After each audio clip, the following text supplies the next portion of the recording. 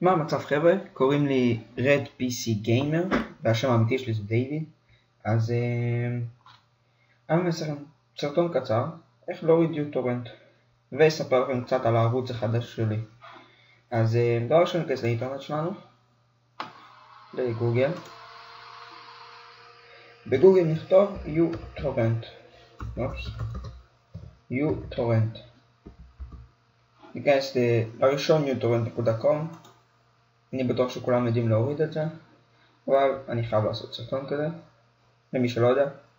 נלחץ get torrent ונלחץ free download. נמתין מספר שניות והטורנט מוריד. נחכה שהוא יתקים לנו. אוקיי, ירד הטורנט, אז נפתח אותו. נבחר פה את השפה שלנו, עברית. טוב, נספר לכם קצת על הערוץ שלי. אז הערוץ ישתף שתי נושאים, גם מדריכים להתקנת משחקים וגם גיימפליי של משחקים. אז אני אעשה לכם סרטונים של, לא יודע, 20 דקות של גיימפליי וכל מיני סרטונים. אוקיי, שנייה אחת. נלחץ אני מסכים.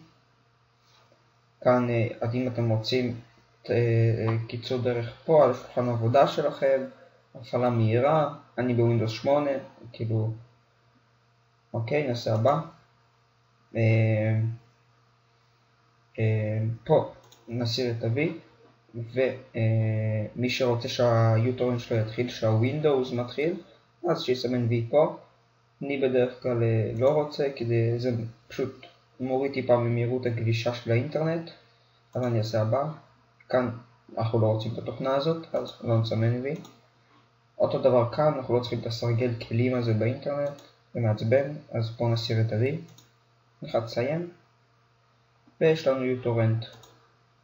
ואם מופיע לכם כאן, אז נלחץ אפשר גישה.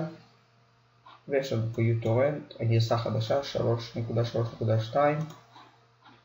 אפשר להיכנס אליו מפה או מפה. זהו, זה הסרטון שלי להיום.